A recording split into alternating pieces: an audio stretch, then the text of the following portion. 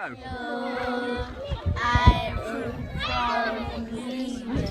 Day 3, the day that we knew was going to be the hardest, because we went out to Pitseng to go and see Mamello's orphanage, where she has 150 children who are what they call double orphaned, that they've lost parents and a lot of them are HIV positive as well.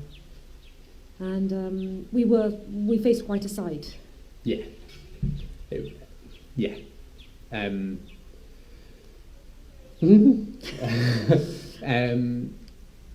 What's been quite striking about this is that actually the one thing that these young people don't lack, the one thing that Mamello very, very, very caters for them, is love and support for them. These young people are very, very important to the people looking after them. From what we understand, many of whom themselves used to be in the orphanage and have progressed now to look after the current members. But we saw some children with really severe disabilities, sometimes 3 to a bed, some unable to move, some of them sort of comatose, others who could only shuffle on the floor. But they were extraordinarily receptive to the tiniest little things that we did for them, just lying on the floor and playing with them. The little eyes worked. Yeah. Highly in demand. Yes, but we sang to them and played games with them, and then after that we did some workshops.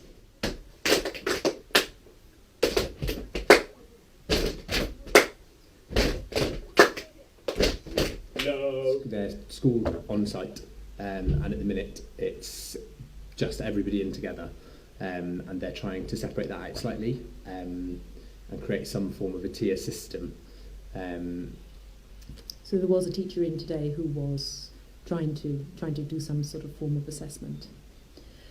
But I think probably for me, I don't know about you, Jon, but the most striking thing today was that when the children all went down into the sort of a cow field, and the children all went down to a cow field where were set up literally two enormous cauldrons, and one was full of some kind of greeny something or other, and the other one was full of something that was between a sort of semolina and a rice, and the children were in huge long queues, very like kind of Oliver Twist, kind of having food dolloped out to them. And whilst that was happening, we showed Mamello the films from Hijinx, and she was gobsmacked. She was really, really amazed that young men and women with disabilities could achieve that. So, Mamello, tell us about what you have learned today from Hijinx being here. I've learned so much because I've seen the ability of children who are in this place. I've seen them in pictures, I've seen them in film. The same children, the same people, the same disability from those material and then the film. So I'm encouraged. I see children from here can do something. And her immediate thought was, I want my staff to see this. So she called in all her staff and some of the older children, and they all sat on the floor and they watched the Hijinx films, and they were really, really struck, and you could just see sort of their mouths fall open. And the staff were really, really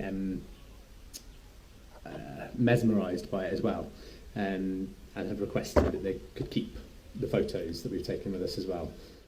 So there is a DVD and photo set on their way. Yeah, so that's one for you, Jackie. I wonder whether you could prepare something.